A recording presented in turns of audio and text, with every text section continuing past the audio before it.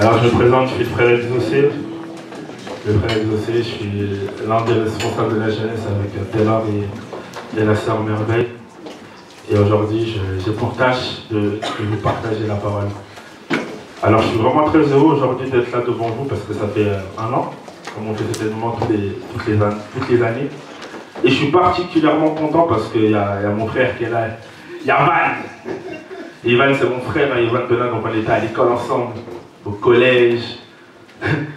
On venait à la maison jouer à la play, c'est vraiment mon frère, donc je suis très heureux. Est-ce qu'on peut acclamer le Seigneur pour Ivan et son groupe encore?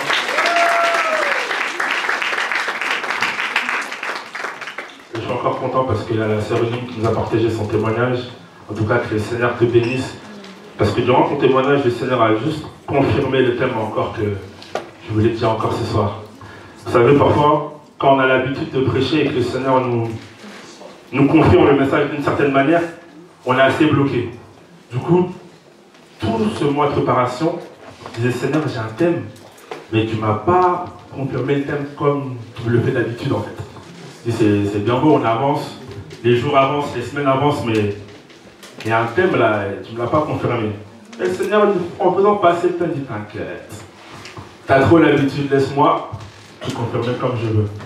Et quand j'ai écouté le témoignage de la sœur Bénigne, j'ai vraiment dit merci Seigneur, parce que quand elle a juste dit un verset, j'ai dit waouh, yes, gloire à Dieu. Notre thème de notre journée, le thème de notre journée, c'est jeunesse en Christ, jeunesse influente. Jeune en Christ, jeune influente, jeunesse influente. Mais le Seigneur, dans cette prédication, dans ce temps, petit temps où je vais partager avec vous, il m'a orienté dans un temps. Il m'a dit, il est impossible pour les jeunes d'être influents comme il faut s'ils n'ont pas conscience du temps dans lequel on est. Le temps dans lequel on est un facteur très important pour comprendre pourquoi il est important pour nous d'influencer notre société. Quand on a conscience du temps dans lequel on est, on comprend mieux pourquoi le monde veut nous influencer. On comprend encore plus l'importance que l'on a, nous, enfants de Dieu, d'influencer notre entourage. On passe souvent le temps à parler, à dire voilà, on va être influenceur parce que allez, je vais montrer mes maisons, je vais montrer mes vêtements, c'est là que je suis influent. Et ce genre d'influence banale est une source qui prouve qu'on n'a pas réellement conscience du temps auquel on est. Alors le thème de ma prédication c'est quelle heure est-il? Quelle heure est-il? Tout simple, est-ce qu'on peut poser la question à notre voisin? Quelle heure est-il? Et encore, quelle heure est-il? Parce qu'on avance dans le temps, on s'ambiance, on fait nos fêtes, mais en vrai, quelle heure est-il? Et pour ça, on va lire ensemble le livre de 1 Jean chapitre 2. 1 Jean chapitre 2, verset 18. Et par la suite, on va lire Matthieu 24, verset 36. 1 Jean chapitre 2, verset 18. Est-ce qu'on peut juste se lever pour le respect de la parole, s'il vous plaît? 1 Jean chapitre 2, verset 18. Je lis au nom de Jésus. Petits enfants, c'est la dernière heure. Et comme vous avez appris qu'un antéchrist vient, il y a maintenant plusieurs antéchrists. Par là, nous connaissons que c'est la dernière heure. Est-ce qu'on peut lire tous ensemble, même si ça va être un peu cafou? 1, 2, 3. Petits enfants, c'est la dernière heure. Et comme vous avez appris par l'antéchrist vient, il y a maintenant plusieurs antéchrists. Par là, nous connaissons que c'est la dernière heure. Qu'est-ce que la Bible dit? C'est la première heure? Non, c'est la 5e heure? C'est la dernière heure. On va lire encore le deuxième texte dans Matthieu chapitre 24. Matthieu chapitre 24, verset 36. Je lis au nom de Jésus. Pour ce qui est du jour et de l'heure, personne ne le sait, ni les anges dans les cieux, ni le Fils, mais le Père seul. On peut lire encore une fois ensemble. 1, 2, 3. Pour ce qui est du jour et de l'heure, personne ne le sait, ni les anges des cieux, ni le Fils, mais le Père seul. Amen, on peut prendre place. Comme je vous ai dit, le thème de ce soir, de cet après-midi, est quelle heure est-il? Et comme je le disais tout à l'heure en introduction, c'est que lorsqu'on a conscience du temps dans lequel nous sommes, on comprend plus notre importance pour nous d'être influents. On comprend pourquoi, dans cette société actuelle, tout est fait pour nous influencer à ne pas faire ce qui plaît à Dieu. Et l'influence, c'est un thème qu'on a partagé toute cette année avec la jeunesse. Et on a compris une chose, c'est qu'il y a plusieurs types. Il y a les influenceurs, les personnes qui sont influencées. Et on a vu ensemble qu'en vrai, le problème, c'est pas d'être influencé ou influenceur. Le problème, c'est l'influence que nous subissons.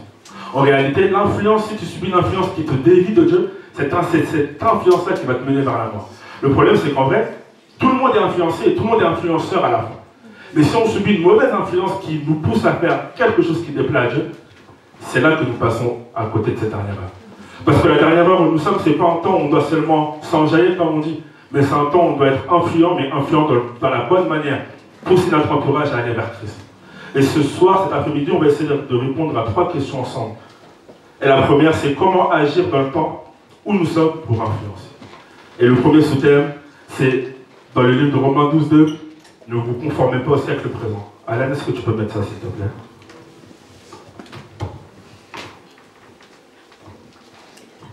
C'est pour ça que j'ai dit que quand la sœur Unie m'a partagé, à témoigner, j'ai dit gloire à Dieu parce que quand j'ai vu ce verset-là, j'ai dit yes.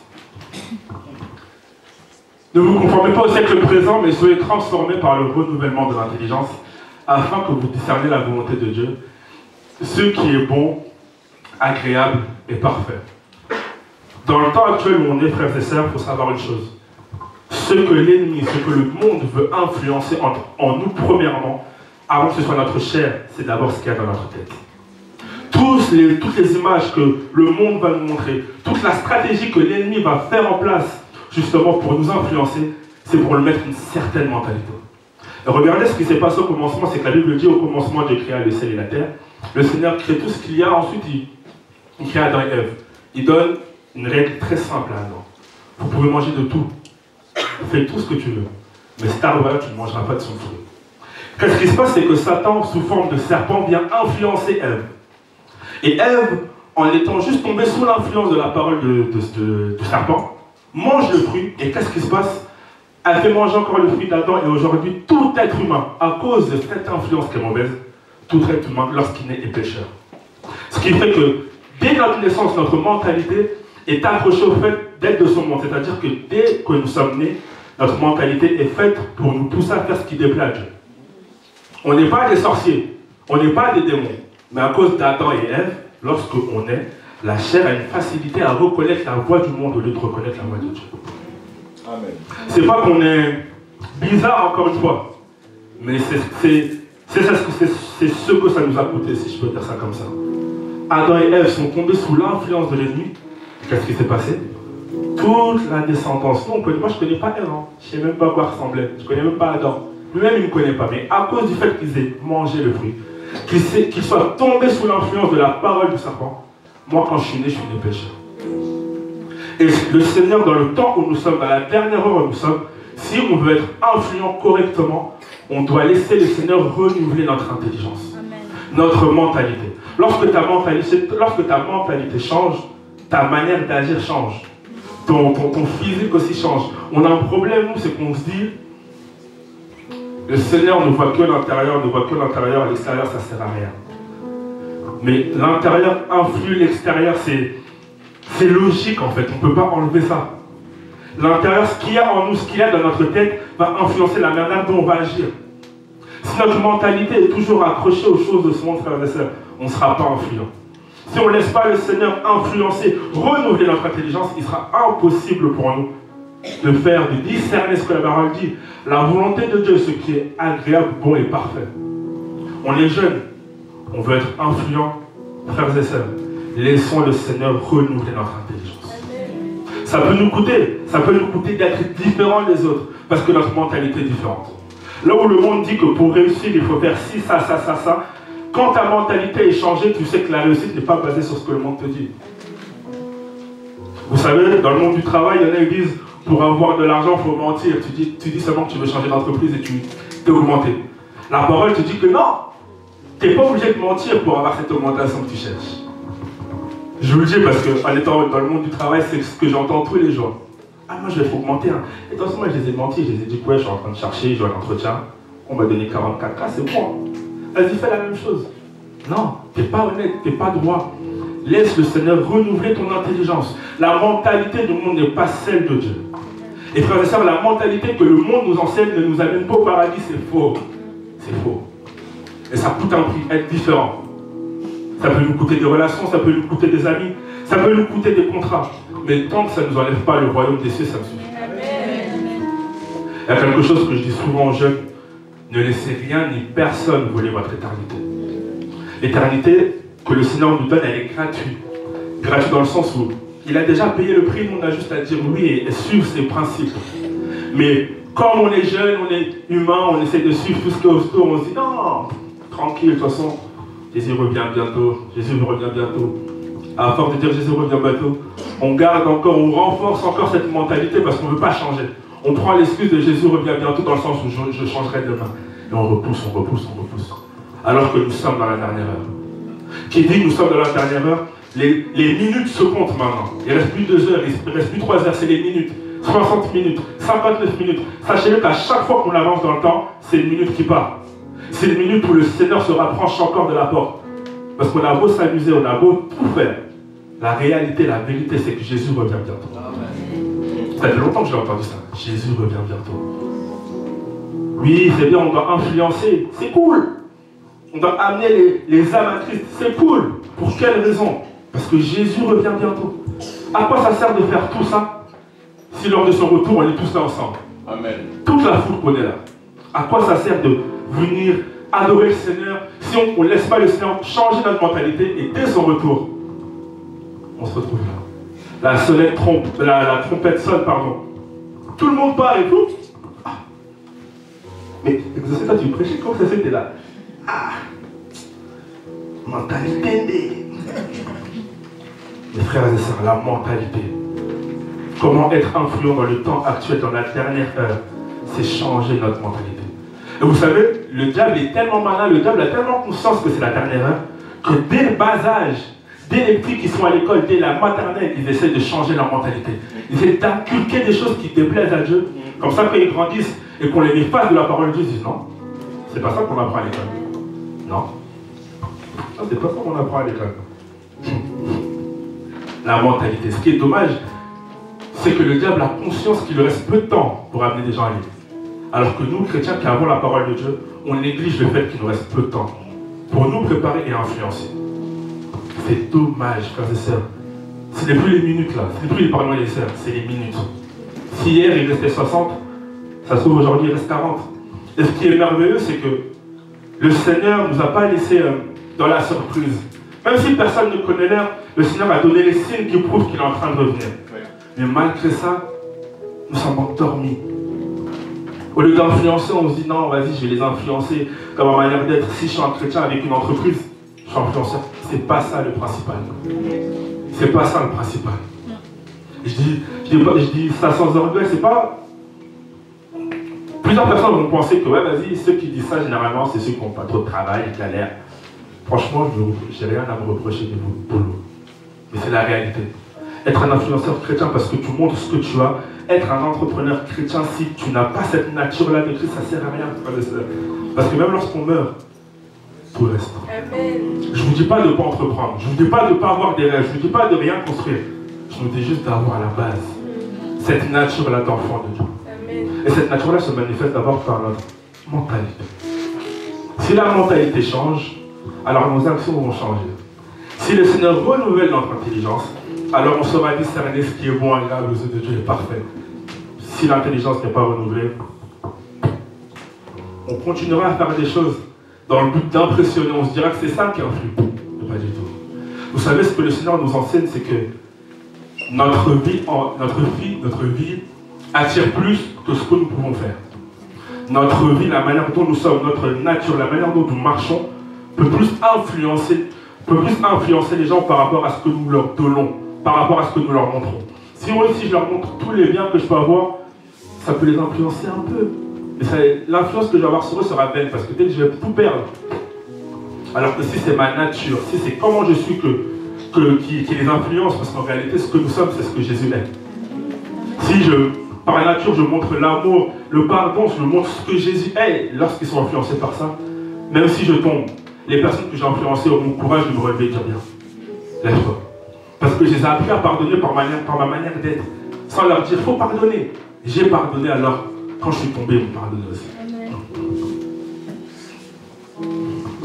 corriger derrière le temps. On va voir le deuxième point. Comment ne pas tomber sous l'influence négative? Parce que, en plus on disait ça avec les jeunes, c'est que le mot influence, de base, surtout chez nos parents, ça a une connotation négative de fou. Et dans le bulletin, il y a écrit influence, tu savais que ce qui allait suivre, bâtard. Et tu entendais, oh, c'est une influence pour ses camarades, aïe, bâtard. Et tu entendais Ivan.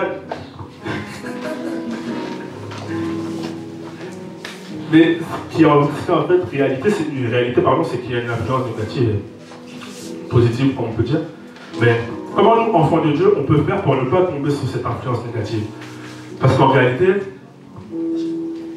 ok, Adam et Ève ont péché, donc de nature maintenant on est tous pécheurs. Mais Jésus, par son amour, en mourant à la croix pour nous, il nous a donné la possibilité, nous tous, de devenir enfants de Dieu. C'est-à-dire d'avoir cette chair-là, mais de ne plus marcher comme cette chair-là veut. Mais ça ne veut pas dire que même en tant qu'enfant de Dieu, on ne pourra pas subir cette influence. Ça ne veut pas dire que, même étant enfant de Dieu, le diable n'essaiera pas de nous influencer d'une certaine manière. Et on va lire ensemble le livre de Matthieu 4, versets 1 à 11. Après avoir jeûné 40 jours et 40 nuits, il eut faim. Là, on parle de Jésus. Alors, Jésus fut emmené par l'Esprit dans le désert pour être tenté par le diable. Tu peux revenir avant? Jésus fut emmené par l'Esprit dans le désert pour être tenté par le diable. Tenté par qui? Par le diable. Tu peux avancer? Tu peux... Non. Au verset 3, s'il te plaît. Le tentateur s'étant approché lui dit: si tu es le Fils de Dieu, ordonne que ces pierres deviennent des pains. Jésus répondit: il est écrit, l'homme ne vivra pas de pain seulement, mais de toute parole qui sort de la bouche de Dieu. Amen. Le diable le transporta dans la ville sainte, le plaça sur le haut du temple. Et lui dit: si tu es le Fils de Dieu, jette-toi en bas, car il est écrit, il donnera des ordres à ses anges à ton sujet, et ils te porteront sur les mains, de peur que ton pied ne heurte contre une pierre. Jésus lui dit: il est aussi écrit, tu ne tenteras point le Seigneur ton Dieu. Le diable le transporta encore sur une montagne très élevée. Regardez comme il a cherché à influencer le Seigneur, c'est incroyable. Une montagne très élevée, lui montra tous les royaumes du monde et leur gloire. Il lui dit: je te donnerai toutes ces choses si tu te prosternes et m'adores.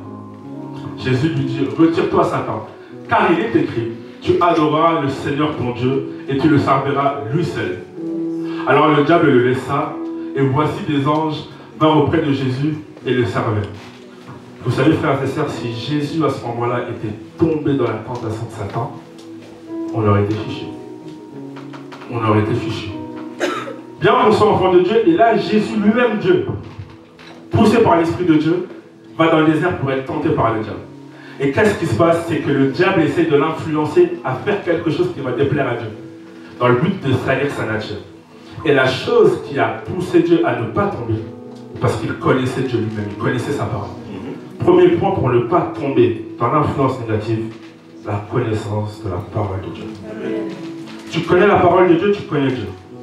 Le problème, c'est que là où le diable est malin, il utilise les écritures de Dieu pour nous faire tomber. Nous sommes vides. Le Seigneur, le diable va prendre un verset de la parole de Dieu sorti de son contexte en utilisant des amis. Non mais t'inquiète, non mais tu peux faire ci, c'est rien. Ah mais de toute façon c'est écrit dans la parole de Dieu. Ah mais c'est écrit dans ce verset là. Et nous, ah ouais c'est écrit hein. Bon si c'est écrit c'est ce que je veux faire. Comme on ne connaît pas la parole de Dieu, frères et sœurs, on est tellement vulnérable. Moins on connaît la parole de Dieu, plus on a cette facilité à tomber sous la mauvaise influence. Vous savez, si Jésus ici était tombé sous l'influence de l'ennemi, on serait fichu. Le royaume des cieux aurait pu dire au revoir. Parce que le diable a voulu refaire la même chose qu'il avait fait à Ève. Ah, Dieu vous a dit que vous ne pouvez pas manger ce fruit-là. Mais non, si tu manges de ce fruit-là, tu auras toute la connaissance, etc. Ève n'avait pas retenu la parole que Dieu avait donnée. Ici, comme Jésus lui-même, Dieu connaissait la parole, il a dit il est écrit, il est aussi écrit. Jeune, la parole de Dieu n'a pas d'âge. On ne doit pas avoir 20 ans. On ne doit pas être prédicateur pour connaître la parole de Dieu. On ne doit pas avoir 30 ans, ni 50. Ce n'est pas une histoire de Dieu, c'est une histoire de tout enfant de Dieu. Amen.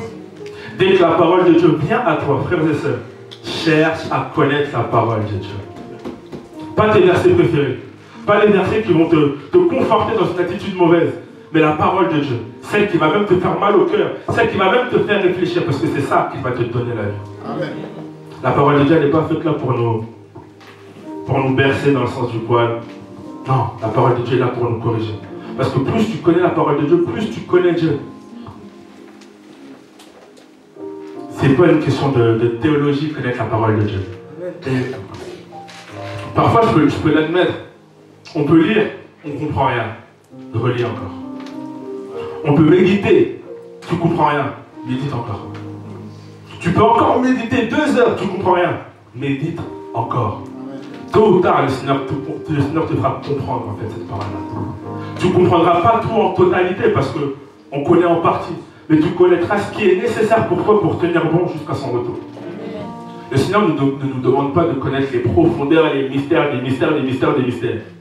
Le Seigneur veut juste qu'on puisse connaître sa personne en fonction de comment nous on doit être. Le Seigneur se révèle d'une différente manière à toute personne. Il va se révéler d'une différente manière à moi. Il va se présenter à Ryan d'une différente manière. La manière dont moi je vais m'approcher à la parole de Dieu et connaître la parole de Dieu ne sera peut-être pas la même manière que lui. Mais quand lui et moi on va échanger, on va se complémenter parce que ça reste la parole de Dieu. Le problème, c'est que dans notre génération, on est beaucoup à mettre des versets dans la Bible, à mettre des versets sur nos réseaux, des fonds noirs. Des fonds noirs. Ah, je suis laquais. Ah, je ne suis pas laquais. On ne connaît pas la parole de Dieu, on connaît que les trucs qui nous encouragent. Comment? Frères et sœurs, les trucs qui nous encouragent ne donnent pas la vie, frères et sœurs, c'est la parole de Dieu. La parole de Dieu. Et c'est comme ça même qu'on voit nos frères mettre des bons passages mais avec une mauvaise intention. Parce qu'ils ne connaissent pas la parole de Dieu. On veut tenir bon dans cette société actuelle. On ne veut pas tomber bêtement dans des choses inutiles. On ne veut pas se laisser influencer par les gens. Connaissons Dieu. Connaissons la parole de Dieu. Je l'admets ici, personne n'a vu Dieu. Mais le Seigneur a laissé sa parole pour qu'on puisse le voir. C'est vrai, personne n'a vu Dieu. Je ne pourrais pas dire si Jésus est grand, il est gaillard, il a une barbe, personne ne l'a vu. Mais il m'a laissé la parole pour même me laisser imaginer comment il est. Même si je ne sais pas comment il est physiquement, je sais qu'il est amour parce que je l'ai vu là. Amen. Même si je ne l'ai pas vu physiquement, je sais qu'il pardonne parce que je l'ai vu là. Même si je ne l'ai pas vu de mes propres yeux, je sais qu'il est rempli de compassion parce que la parole le dit. Amen.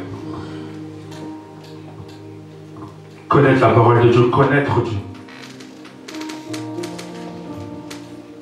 Le deuxième point, la prière. Si on ne veut pas tomber dans l'influence négative, frères et sœurs, c'est important de prier. On a eu une expérience avec les jeunes. C'était le mois dernier, la retraite, non? C'était le mois dernier, je crois. Je ne sais plus. On partageait le thème était Ranime ta flamme. Et on parlait sur le fait de perdre son premier amour. Comment on pouvait arriver à perdre notre premier amour. Et je disais, parfois ce sont les circonstances de notre vie qui nous empêchent, qui fait qu'on perd notre premier amour. Mais le problème c'est que nous, on est tellement habitués dans le sens que prier c'est seulement dire ça à Dieu. Je t'adore, je te loue que même quand ça va mal, on ne sait pas dire à Dieu que ça va mal. Alors que dire à Dieu là, Seigneur j'en peux plus, c'est prier. Faire connaître à Dieu tes sentiments, tes émotions actuelles, c'est parler à Dieu, ça c'est prier. Dire à Dieu, Seigneur, je veux te suivre, mais je n'y arrive pas, c'est prier.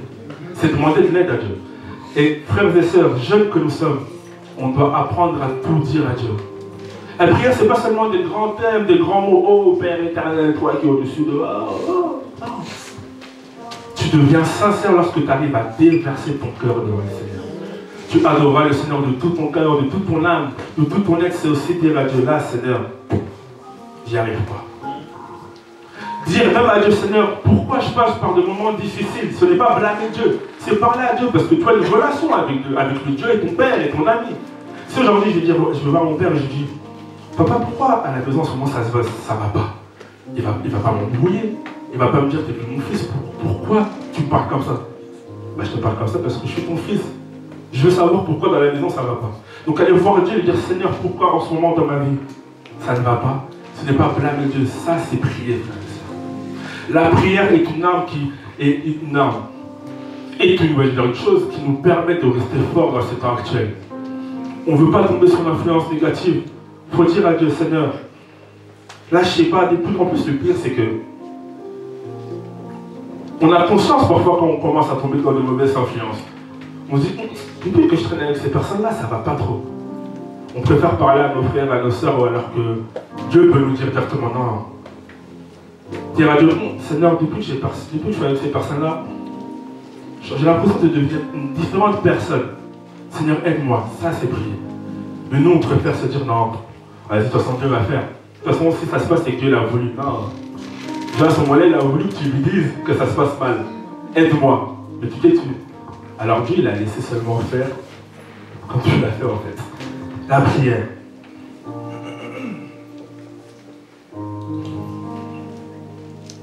J'arrive vers la fin. Le troisième thème, le troisième sous-point, pour ne pas tomber sous l'influence mauvaise, c'est être rempli du Saint-Esprit. Éphésiens 5, verset 18. Ne vous enivrez pas de vin, c'est de la débauche. Soyez au contraire remplis de l'Esprit. Comme pour la parole de Dieu, être rempli de l'Esprit, c'est pas un truc de vieux. C'est pas un truc de pasteur. C'est pour tout enfant de Dieu. On donne notre vie au Seigneur, on est baptisé d'eau et on est baptisé d'Esprit. On voit ici que dans la parole de Dieu, Paul, il dit soyez remplis du Saint-Esprit. Soyez remplis. Le Seigneur nous baptise, mais on a notre responsabilité, notre rôle à jouer pour être rempli du Saint-Esprit. Pour être rempli du Saint-Esprit, il ne faut pas seulement dire Seigneur, remplis-moi. Il y a aussi des cases qu'on doit faire, en fait, des choses qu'on doit faire pour être rempli du Saint-Esprit. Parce que comment on peut dire que si je marche dans l'impudicité, alors je fais baisser le Saint-Esprit, et si je marche dans l'amour, on ne se dit pas non, je fais augmenter le Saint-Esprit. Je ne sais pas si je me fais comprendre. Dans la même manière dont notre vie peut faire descendre le Saint-Esprit, si notre vie est pure devant le Seigneur, le Saint-Esprit nous remplit. Si on marche dans l'amour, on marche dans le pardon, on marche dans l'honnêteté, on est au fur et à mesure rempli du Saint-Esprit parce qu'on joue notre rôle en fait. Quel est ton rôle à jouer? Tu veux être rempli du Saint-Esprit? Marche dans l'amour, manifeste les fruits de l'Esprit. L'amour, la tempérance, la maîtrise de soi. Mes frères et sœurs, on reconnaît un vrai chrétien, si je peux dire ça comme ça, un vrai adorateur par les fruits qu'il va manifester. Dire aux gens que je suis amour sans manifester l'amour, alors je ne suis pas amour. Dire aux gens que je pardonne alors que je ne pardonne pas, je n'ai pas le pardon en moi. Dire que je suis enfant de Dieu, rempli de l'Esprit de Dieu, mais que je ne manifeste pas les fruits de l'Esprit, je suis vide. On veut demeurer fort dans cette société actuelle. On doit être rempli du Saint-Esprit. Parce que ce n'est pas seulement physique ni mental, c'est spirituel. En fait, depuis la création du monde jusqu'à aujourd'hui, tout ce qui se passe n'est que spirituel en fait. On veut tenir ferme aujourd'hui, être différent des autres jeunes, ne pas tomber dans l'influence mauvaise, même si les gens sont autour de nous, soyons remplis du Saint-Esprit. Montrons qu'on est remplis du Saint-Esprit par la nature que nous manifestons. On va être de bons influenceurs, soyons de bons adorateurs qui marchent dans le Saint-Esprit, qui marchent en étant remplis du Saint-Esprit. Remplis du Saint-Esprit. Encore une fois, tu as ton rôle à jouer. Ce n'est pas seulement multiplier les jeunes, ce n'est pas seulement multiplier les tweets, ce n'est pas seulement multiplier les Insta, ce n'est pas seulement nous dire, voilà, je ne serai pas trop dispo en ce moment, pendant un mois je vais à la montagne. C'est pas ça. C'est pas ça qui te remplit du Saint-Esprit. C'est la vie que tu vas mener en fait.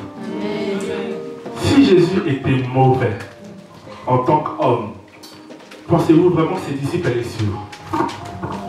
Si Jésus rempli du Saint-Esprit était impoli, méchant envers ses disciples, pensez-vous que ses disciples allaient le suivre?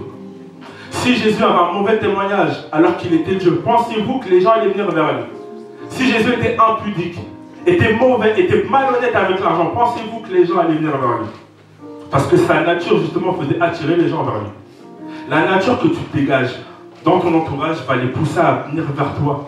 Ta nature. Le Seigneur Jésus dans sa venue nous a enseigné que ce n'est pas seulement les dons qu'on manifeste qui sont importants, mais la nature. Et même dans les principes que le Seigneur nous a donnés, avant même aller de faire de toutes les nations des disciples, avant même les dons, c'est la nature. Le Seigneur est venu changer d'abord notre nature, notre manière de vivre. Parce que de base, l'homme était censé vivre sur terre éternellement. Notre nature.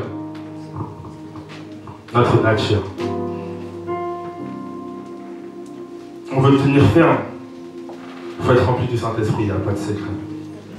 Et c'est pas une spiritualité haute. C'est tout proche de nous, c'est tous les jours. Comment tu dis bonjour à ton frère, comment tu parles avec tes frères, comment tu es droit dans le métro, à l'école, comment tu réagis à ci, à ça. Tous les jours, une action que tu fais te remplit ou non de l'Esprit de Dieu. Parce que c'est tous les jours en fait. Le Seigneur nous fait comprendre que la vie chrétienne c'est tous les jours, pas seulement là. Mais tous les jours, on a l'opportunité de montrer notre nature en Christ. Tous les jours. Et un dernier point.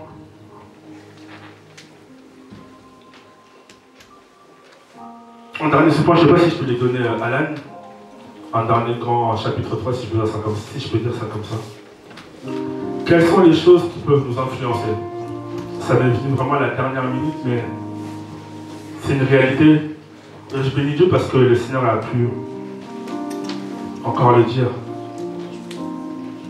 On est influencé par nos parents, par les gens qui sont autour de nous, on sait très bien. Mais une des choses qui nous influence parfois le plus et qui nous pousse à changer de comportement, ce sont nos blessures intérieures et les circonstances qu'on traverse. C'est une réalité.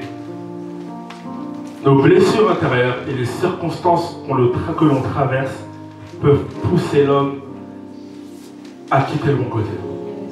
Parce que ça fait tellement mal quand on se dit non, Seigneur, le Seigneur n'est pas avec moi. Mais voici ce que dit la parole de Dieu dans Psaume 147, verset 3. Il guérit ceux qui ont le cœur brisé et il pense leurs blessures. Des blessures intérieures, le Seigneur comprend qu'on ait des blessures intérieures. Le Seigneur comprend que telle situation peut nous faire mal. Et comme il comprend, alors il est là pour les guérir. Comme il comprend, il est là pour prendre cette blessure-là et nous restaurer. Le Seigneur veut nous faire comprendre ce soir que, quelle que soit la chose que tu traverses, garde cette assurance que le Seigneur est avec toi. Ne te laisse pas influencer parce que tu souffres. Malgré cette souffrance, si tu es rempli du Saint-Esprit, tu feras comme David. Oh, pourquoi cries-tu au-dedans de toi, mon âme? Loue l'Éternel.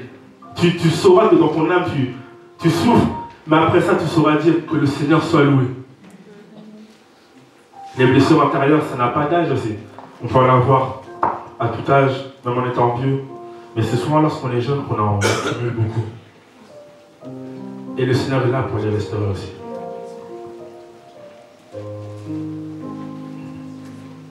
Le Seigneur est tellement grand, tellement bon, frères et sœurs, que il veut nous faire comprendre que nous sommes utiles. Quel que soit notre état, l'état de notre cœur, nous sommes utiles à lui. Utiles.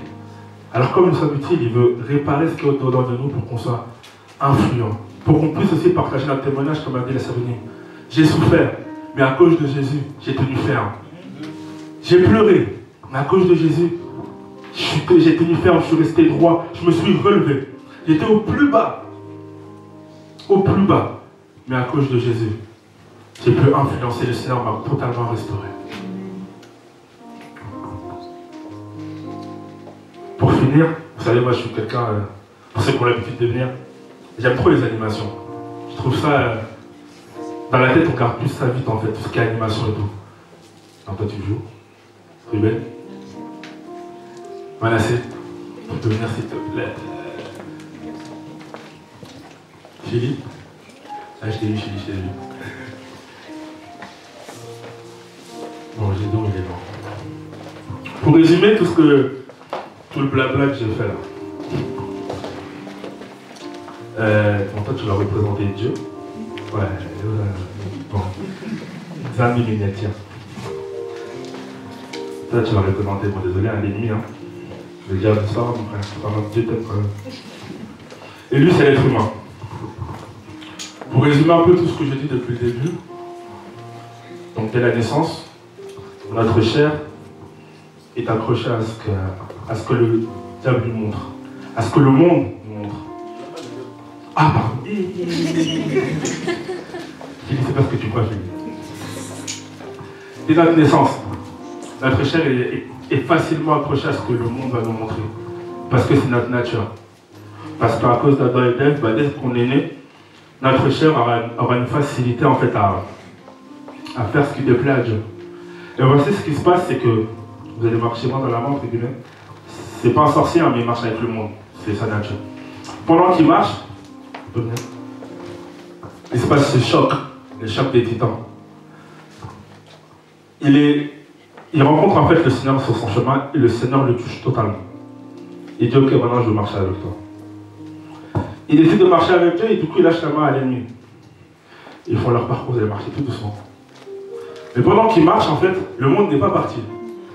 Il a suivi Jésus, mais le monde il n'est pas resté. Ah, je vais laisser passer tranquille. Non, le monde sait qu'il lui reste peu de temps. Ce qui se fait, c'est que le monde, même malgré tout le fait que tu marches, le monde essaie de l'attraper, même jusqu'au bout de sa chaussette, le monde essaie de le rattraper. Et ce qui se passe, c'est que lorsque le monde arrive à nous tenir, parfois on est déstabilisé. Parce qu'il y a ce que l'esprit veut qu'on fasse et ce que notre chair veut. Et c'est ce que Paul dit. On a un combat, parfois j'ai un combat qui se fait en moi, j'ai le désir de la chair et le désir de l'esprit. Et frère, si on ne connaît pas la parole de Dieu, si on ne prie pas, si on n'est pas rempli du Saint-Esprit, on repart. Parce que le monde aurait raison de nous.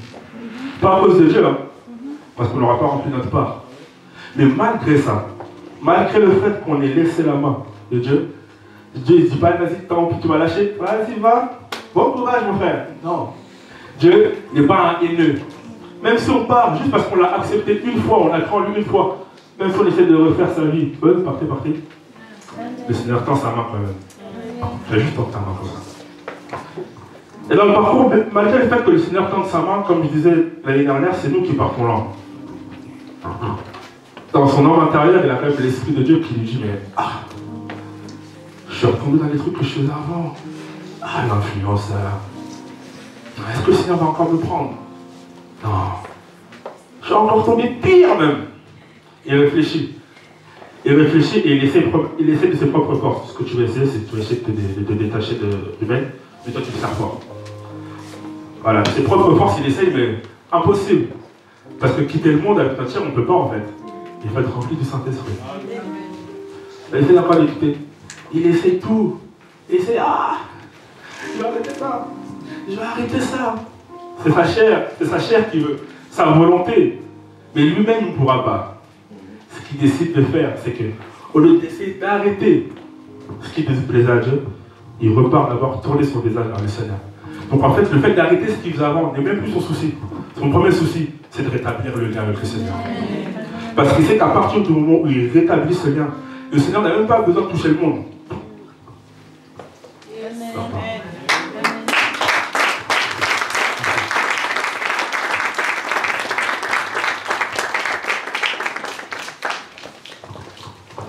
Je vais nous inviter à nous lever. On va passer un petit moment dans la prière dans le temps qui nous reste.